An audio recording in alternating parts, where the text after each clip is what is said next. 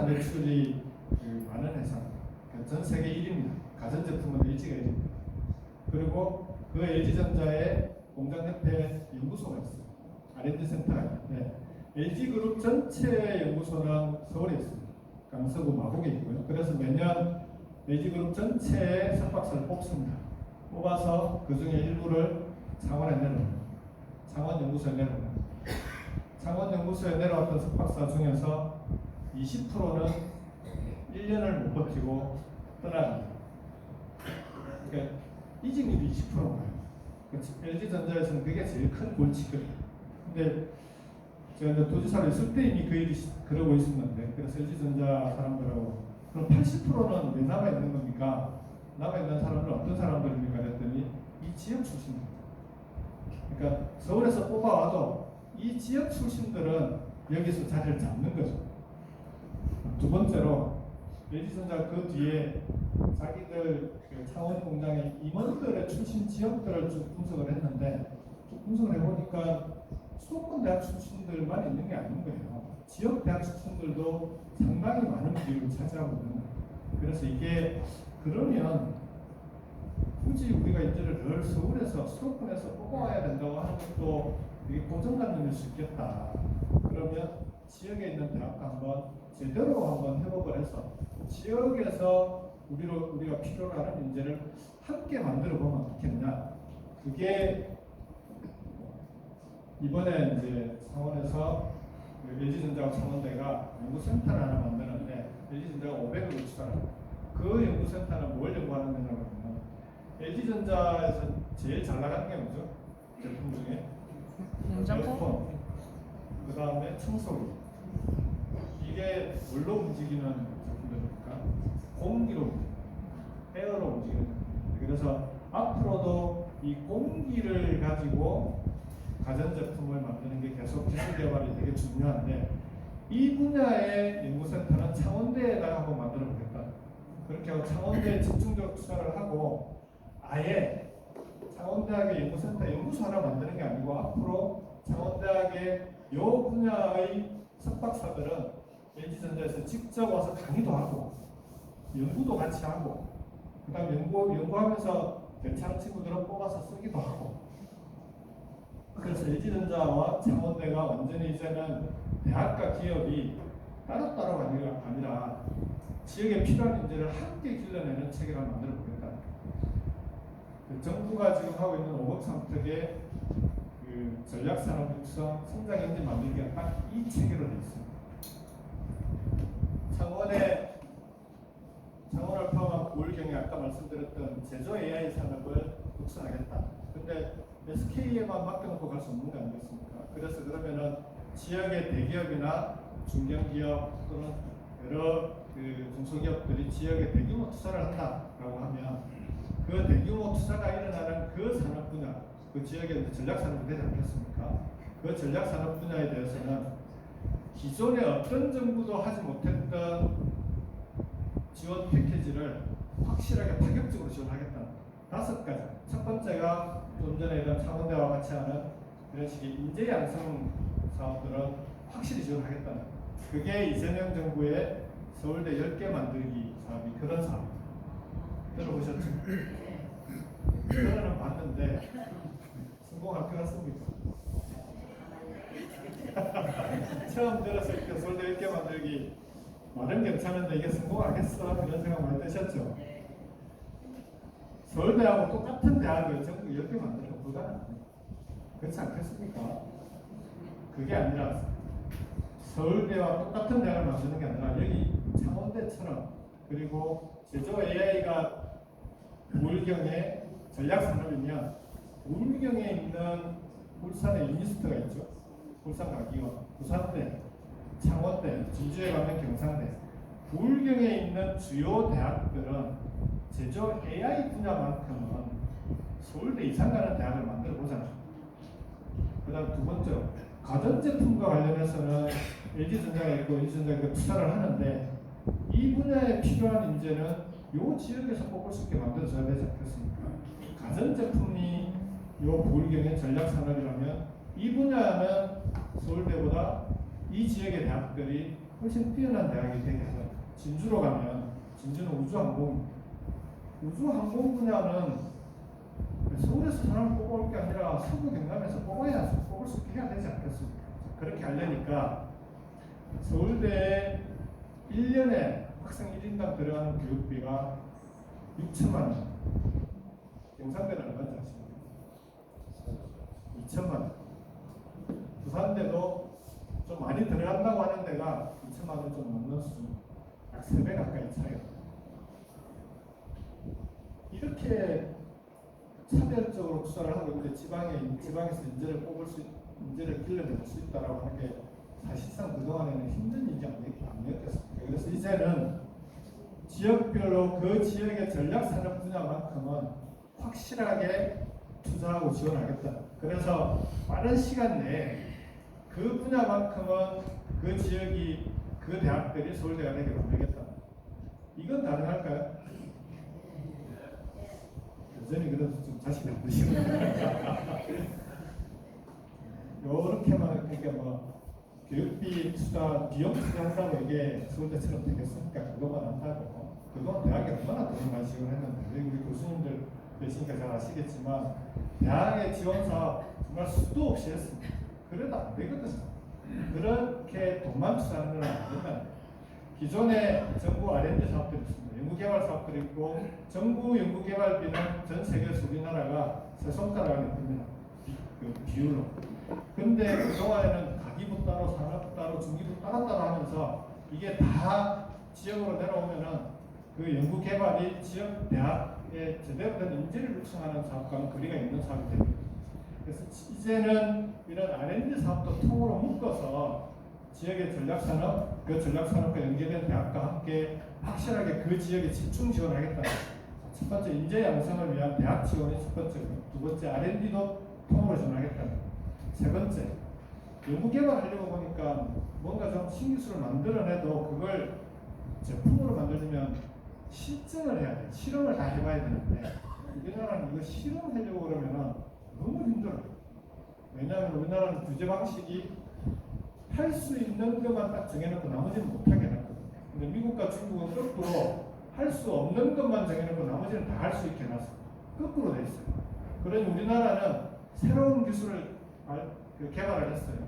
그 기술 가지고 제품을 만들었는데 그 제품을 실험을 해보려고 하면 허가받지 않으면 다 불법입니다. 미국, 중국은 거꾸로 돼 있어요. 그 제품을 가지고 실시하려고 하는 그 실험을 해보려고 하는 게 법의 규제에 정해진 게 아니라면 다 해볼 수가 있어요. 그걸 해 나가다가 생기는 문제들을 보완해 나가는 방식. 우리는 허가 받느라고 몇 년씩 걸립니다. 대표적인 게 자율주행차 같은 거죠. 그래서 이런 규제 문제는 이제 비수도권 지역에 기업들이 투자한다고 하면, 연구개발한다고 하면은 확실하게 풀어주겠다. 그래서 최근에 아마 이재명 대통령이 규제 문제 가지고 공개 토론을 혹시 보신 분 계시죠? 그렇게 해서 풀어주는 것뿐만이 아니고 이거 제대로 풀라니까 규제개혁위원회가 지금은 총리 산하로 돼 있거든요. 이렇게 해가지고 풀리는 거예요. 그래서 아예 그냥 대통령이 규제개혁위원회를 대통령 직속으로 가져가겠다고 그렇게 추진을 하고 있습니다. 이렇게 하면 좀 될 것 같지 않습니까? 네. 세 번째, 규제도 지역에는 기존에 도시 하나 풀어주고 이런 차원이 아니고 광역 단위로 메가 규제 특구로 풀어주겠다. 네 번째가 이렇게 인재 그 다음에 R&D 규제를 풀더라도 막상 사업을 하면 돈이 들 거 아닙니까?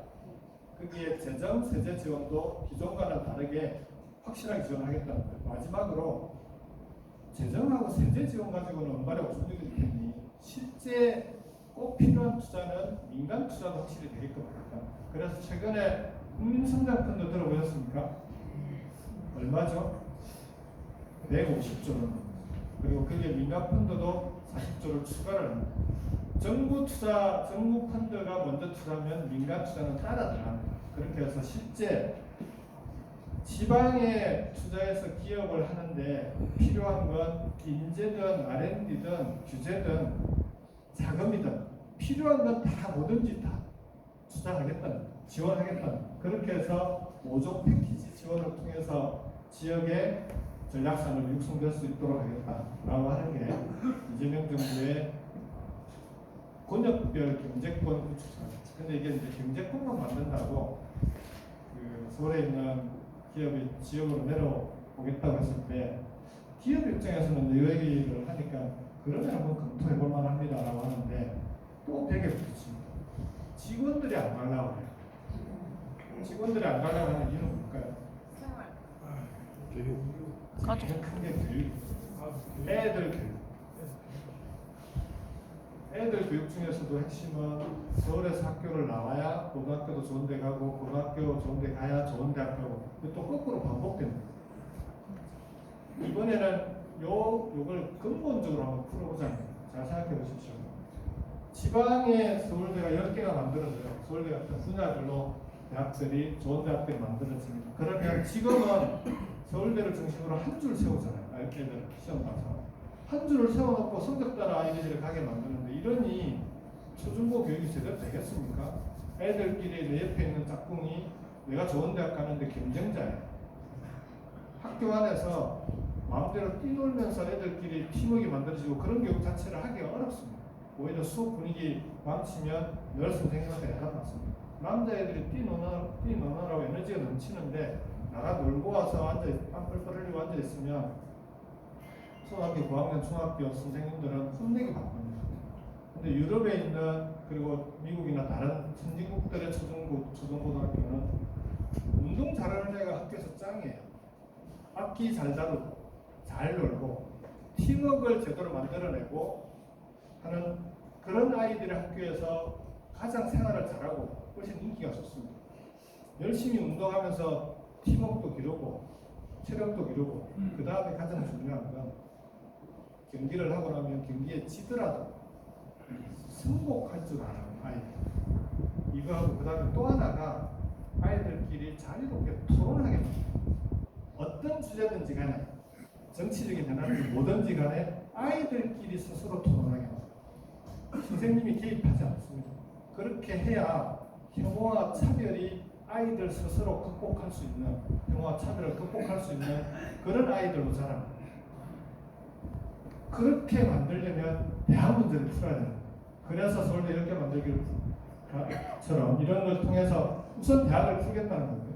그러니까 이렇게 대학에 대한 한 줄 세우기가 아니라 10줄, 20줄, 여러 줄 세우면서 아이들이 자기가 가고 싶은 분야의 대학을 선택해서 갈 수 있도록 만들면 고등학교에서의 아이들의 경쟁도 훨씬 완화되지 않겠습니까? 그러면 초등학교, 중학교도 지금보다는 애들이 가서 학교 가면은 뛰어놀게 해서 지금처럼 우리 애들을 이렇게 불행하게 만드는 나라가 미래가 있겠습니까? 10대의 자살률이 OECD 1위입니다. 그리고 우울증 약을 먹고 있는 아이들이 50만 명이 있습니다. 청소년. 이런 나라에 어떻게 미래가 있겠습니까? 권역별 메가시티 경제권을 만들고 생활권을 만드는 문제가 단지 지방을 살리자의 차원이 아닙니다. 이렇게 하지 않고는 대한민국의 미래가 없습니다. 우리 아이들의 미래가 없습니다. 그래야만 아이들 학교 문제도 해결됩니다. 그런데 이렇게 만들려면 시간이 걸릴 거 아닙니까? 지금 당장 기업은 지방으로 와야 되는데 지금 내려가야 되는데 아이들 교육 문제를 이렇게 대학도 만들고 초중고를 만들어서 풀려고 하니까 갑시다. 그럼 오겠습니까? 이거는 시간을 가지고 풀겠지만 당장 필요한 지역의 학교들은 확실하게 지방에 있는 초중고등학교도 제대로 갈만한 학교로 만들어 보겠다는 거예요. 그것도 안 되면 국제학교라도 한번 풀어보겠다는 거예요. 그러니까 필요한 건 뭐든지 투자를 해보겠다는 거예요. 사실 저는 국제학교가 많이 늘어나는 데서 반대긴 하지만 당장 필요하다면 그런 것까지 하겠다는 거예요. 그래서 실제로 수도권에 있는 직원들이 지방으로 오는데도 필요한 건 함께 만들어야겠다는 거예요. 교육이 하나 있고 또 하나 이유를 드는 게 또 하나 있습니다. 또 하나는 뭘까요? 지방을 가기 어렵다고 하는 거예요. 병원이 어려운 문제입니다. 그래서 서울대 10개 만들기에는 가로 열고 뭐가 붙어있냐고 하면 서울대 병원급의 병원도 지방에 같이 만들겠다는 그런 식으로 수준을 올리겠다는 거고, 이건 지난 정부 때 철저하게 실패했던 의료개혁을 공공의료를 포함해서 확실하게 추진해야 가능합니다. 이렇게 경제권, 생활권까지 포함해서 지방으로 오는데 걸림돌이 있는 건 확실하게 다 해결해 보겠다는 겁니다. 이 정도는 해야 그래도 뭔가 대기업이나 수도권 기업들이 지방에 이거 좀 투자를 해봐도 되지 않을까 이런 생각이 들지 않겠습니까? 이제 문제는 수도권에서 오는 기업만 그렇게 잘해주는 게 문제예요. 지역에서 그럼 쇠가 빠지게 지역에 뿌리 내리면서 고생해왔던 기업들은 뭡니까? 좀 그렇잖아요. 새롭게 투자하는 기업들은 다 같이 지원하겠다는 거예요. 수도권에서 오든 아니면 수도권에서 오는 기업들은 직원들이 이주를 해야 되니까 거기에 대한 지원을 따라붙겠지만 지역에서 뿌리 내리고 잘해 나갔던 기업들이 공장을 늘리려고 또는 새로운 산업으로 전환을 하려고 투자하고 열심히 하겠다고 하면 그것도 같이 지원해야죠. 그렇게 해서 지역의 목표는 청년들이 갈만한 가고 싶은 일자리를 지금보다는 훨씬 많이 늘려야 된다는 거예요. 그렇게 되면 어떻게 되냐고 하면 이렇게 얘기했더니 누가 그 얘기하더라도 청년들은 일자리도 중요한데 서울 가면은 서울의 카페부터 그 수도권에서 만들어진 그 문화가 아이들한테 훨씬 또 매력적이기 때문에 간다 이렇게 얘기하거든요. 근데 잘 생각해 보십시오. 유럽 쪽은 어떻게 되냐고 하면 아까 슈투트가르트 예를 들었잖아요. 거기에 어떤 기업이 있냐면 벤츠가 거기에 있습니다. 벤츠 공장이 거기에 있습니다. 그래서 그 지역의 애들은 꿈이 뭐냐고 그러면 나중에 벤츠 공장에 취직하는 거예요. 그 벤츠 공장에 취직하기 위해서 지역에 있는 대학에 가면은 그와 관련된 분야에 갈 수 있고 그렇게 해서 벤츠 공장에 취직한 다음에 결혼하고 아이들하고 가정을 이룬 다음에 베를린이 되게 힙하거든요. 베를린이 젊은 여수민들이 많이 몰려서 젊은 사람들이 가보고 싶어하는 도시가 되어 있어요. 유럽에서 또 가보고 싶어하는 도시가 되어 있고 우리나라에서도 젊은 친구들이 베를린을 많이 갑니다. 근데 독일의 지방에 있는 젊은 친구들은 자기 지역에서 일하고 돈 벌고 주말 되면 휴가 때 놀러 가는 곳이에요. 서울이 문화가 아무리 잘 돼 있다 한들 주말에 휴가 때 가서 즐기면 되는 거 아닙니까? 그게 아니라 일자리까지 그쪽에 몰려 있으니 다 수도권으로 와서 주중에는 수도권에서 치열하게 경쟁하고 젊은 친구들이 수도권에 몰려가서 먹고 살기 힘드니까 서울이 중국에서 수도권이 제일 낫습니다. 수도권으로 애들을 모아놓고 일하는 과정에는 힘들게 만들어 놓고 그렇게 해서 아이들은 거기서 우리 청년들이 버티기 힘든 그런 나라가 돼버린 거예요. 그래서 지금은 오히려 이런 지방의 청년들이 갈만한 일자리를 만들고 수도권대로 이제는 공장이 아니고 경쟁 상대가 비수도권이 아니라 다른 국제적인 도시가 경쟁 상대가 돼야죠. 글로벌 경제 수도, 글로벌 문화 수도로서 수도권은 새롭게 발전 전략을 만들어서 전국 이전은 각각의 특색 있게 발전돼야 되지 않겠습니까? 그래서 이게 이재명 정부의 균형발전 정책은 과거와 다르다는 게 이 정도 다릅니다. 과거는 수도권에서 뭘 빼오는 정책이에요. 공공기관도 빼오고 기업도 빼오고 이런 건데 그게 아니라 이번에는 비수도권에는 투자를 할 수 있게 하겠다는 거예요. 수도권에서 와도 좋고 외국에서 와도 좋고 비수도권 투자할 만한 매력 있는 곳으로 바뀌고 수도권은 지금처럼 이렇게 과밀과 집중으로 몸살을 앓는 게 아니고 이제는 사람도 어느 정도 청년들이 몰려오지 않으면 40대 이상은 빠져나갈 거 아닙니까? 자연스럽게 인구도 적정 인구 규모가 될 거고 거기에 실제 수도권에 맞는 금융, 문화 이런 분야의 국제적인 수도가 돼야 됩니다. 수도권은 수도권대로 자기의 발전 전략을 가져갑니다. 그래서 서로 윈윈하는 구조로 가야지 수도권에서 빼오는 전략, 수도권이 배려하는 전략으로는 성공하기 어렵습니다. 왜냐? 수도권은 50% 이상이 몰려있고 수도권 출신 국회의원들이 국회 절반이 됐는데 수도권이 손해보는 정책을 자꾸 하라고 하면 그게 성공할 수 있겠습니까? 그래서 이제는 수도권을 손해보는 정책이 아니고 전국이 함께 골고루 발전하는 그런 균형성장 전략으로 만들겠다. 이게 이재명 정부가 만들고 있는 5급 3터 균형성장 정책입니다. 이렇게 하면은 지방도 좀 살만한 것이 될 수 있을 것 같습니까? 네. 이렇게 가려면 핵심은 지방이 스스로 이번 정부가 추진해 나가고 있는 이 정책과 보조를 맞춰줘야 돼요. 가장 발빠르게 보조를 맞추고 있는 것이 강주 전남입니다. 거기는 우리가 이렇게 하겠습니다라고 설명회 한번 했더니 가서 이제 그 기조실장이랑 모아서 국정기획위원회에서도 이렇게 갑니다라고 했더니 바로 그냥 우리는 해체했던 메가시티를 지금 만들고 있습니다. 연말까지 만들게 되어 있습니다. 그게 왜 필요하냐? 방금 말씀드렸던 5종 패키지 생활권, 이 생활권을 만들기 위한 대중교통망, 이 사업을 하려면 권역별로 해야 되는데 권역별로 정부가 추진하는 사업들에 대한 지원을 받아먹을 수 있는 지역의 그릇이 필요합니다. 시도 단위로는 안 되거든요. 그러면 시도 간에 행정통합을 하든 연합을 만들든 뭐라도 해야 되는데 행정통합은 당장 시작해도 시간이 너무 오래 걸리니까 지금은 당장 필요한 사업을 할 수 있는 그릇부터 만들자는 거예요. 그게 메가시티고 광역연합. 먼저 시작하고 먼저 정부와 보조를 맞추고 발맞추고 가는 지역부터 먼저 투자할 수밖에 없습니다. 그래서 우리 지역도 울경도 이건 정치적인 자존심의 문제가 아니잖아요. 우리 지역이 살기 위해서, 우리 지역이 정말 발전하기 위해서 중앙정부가 추진하고 있는 정책과 발을 맞춰서 갈 수 있는 그런 지역이 될 수 있기를 바랍니다. 이래야 울경에 한 16,000명, 17,000명 울경에서 떠나가는 청년들이 수도권으로 가지 않고 우리 지역에서 일자리도 찾고 그리고 결혼도 하고 가정도 이루고 그래 우리 울경도 대한민국의 새로운 미래의 희망이 되는 수도권과 쌍벽을 이뤘던 그런 과거의 영광을 되찾을 수 있지 않겠습니까? 그런 울경 함께 만들어 갑시다. 고맙습니다.